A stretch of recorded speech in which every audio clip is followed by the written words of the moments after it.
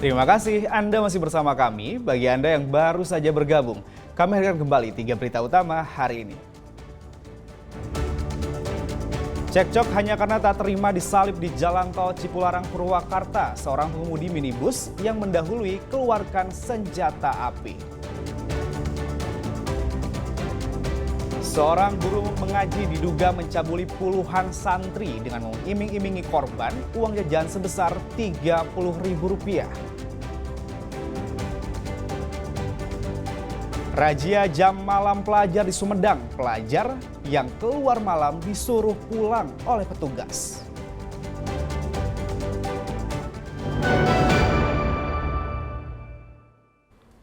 Satreskrim Polres Ciamis mengungkap jaringan pemalsu SIM B2 umum dari seorang sopir truk. Para sopir truk ini ternyata membayar Rp250.000 untuk mendapatkan SIM palsu.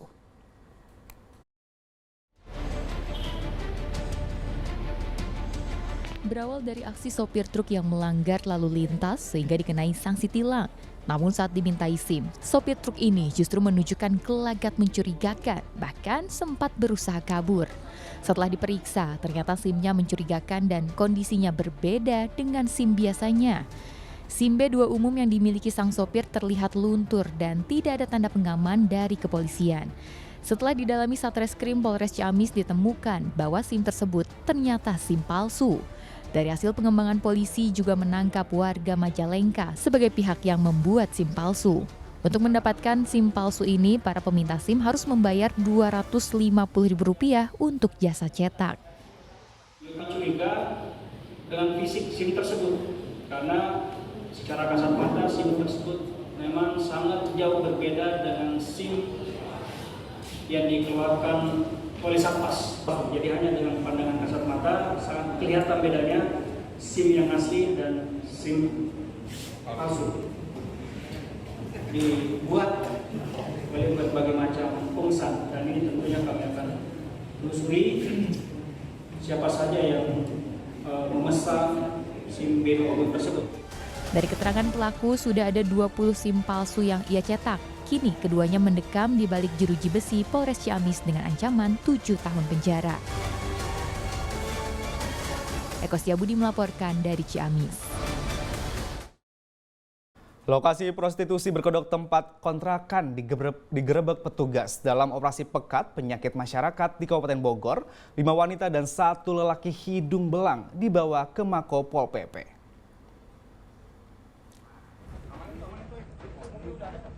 Razia digelar Rabu malam di Kelurahan Sukaraja, Kabupaten Bogor. Petugas Satpol PP melakukan razia di lokasi ini berdasarkan adanya laporan dari masyarakat terkait lokasi prostitusi via aplikasi micet.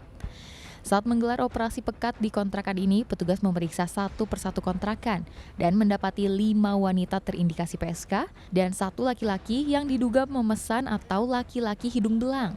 Mereka kemudian dibawa ke kantor Satpol PP Kabupaten Bogor guna pemeriksaan lebih lanjut.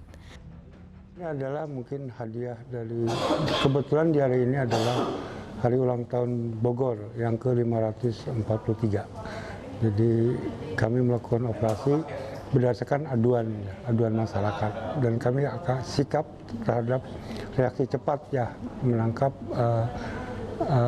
beberapa PSK yang memang sudah menjadi booming lah di mana-mana seperti itu. Terus mereka nanti mereka akan dibawa ke Sukabumi ya untuk direhabilitasi nanti sosial. Kelima wanita tunasusila kemudian dikirim ke panti rehabilitasi di Cibadak, Sukabumi. Sementara 1 pria hidung belang masih ditahan petugas Satpol PP. Asep Solhin melaporkan dari Kabupaten Bogor. Seorang guru ngaji sekaligus imam besar di Garut diringkus polisi lantaran diduga melakukan pencabulan terhadap santrinya. Puluhan santri laki-laki diduga jadi korban dengan modus mengiming-imingi korban dengan uang jajan Rp30.000. Guru ngaji asal Kecamatan Cikajang, Garut ini harus berurusan dengan polisi setelah nekat mencabuli santrinya.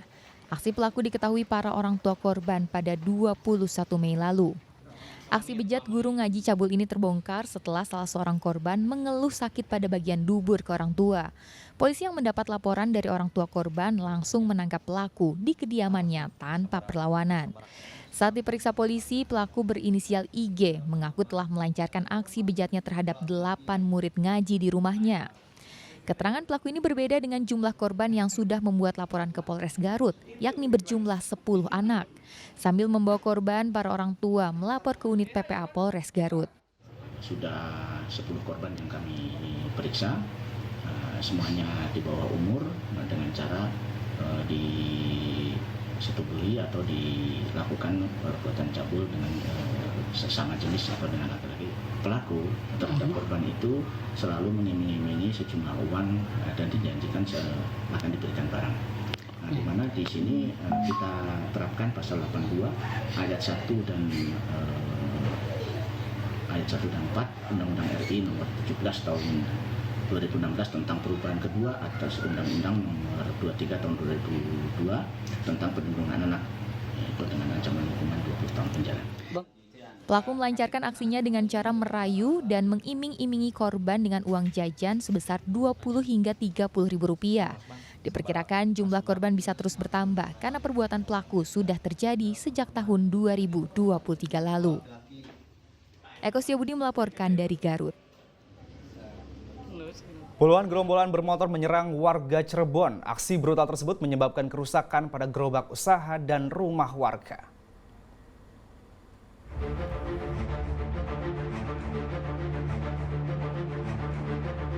Rekaman CCTV memperlihatkan aksi gerombolan bermotor saat menyerang warga di Desa Megu, Kecamatan Weru, Kabupaten Cirebon. Gerombolan bermotor yang berjumlah lebih dari 20 orang menyerang secara brutal ke sejumlah pertokoan hingga rumah warga. Warga yang terbangun dengan aksi tak terpuji ini sempat menyerang balik hingga gerombolan tersebut membubarkan diri. Aksi yang terjadi Rabu dini hari mengakibatkan sejumlah kerusakan pada gerobak usaha dan rumah warga. Bahkan kaca rumah warga di Gang Tumaritis pecah akibat terkena lemparan batu.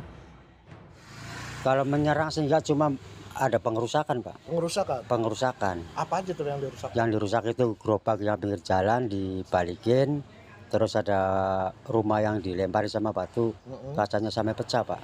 Berapa rumah, Pak? Kalau yang terjadi kerusakan cuma satu, gerobak dibalik, itu aja, Pak. Ada permasalahan nggak sih, Pak? Nggak ada permasalahan, Pak. Nggak ada. Serang aja, Pak? Tahu aja diserang, ya. Diduga penyerangan ini berawal dari adanya warga yang ketakutan dan memasuki Gang Tumaritis saat gerombolan bermotor melintas dari arah Sumber menuju Pantura Pleret. Namun geng motor itu malah bertindak brutal menyerang rumah dan tempat usaha warga. Ada orang yang mau ke pasar karena takut, dia masuk ke sini, masuk belok ke Jalan Tumaritis. Nah, kemudian si gerombolan itu sempat ngejar sampai sana, karena yang dikejar itu ngumpet nggak keluar lagi, akhirnya mereka itu gedor-gedor tuh sekitar 1-2 sampai rumah ketiga tuh.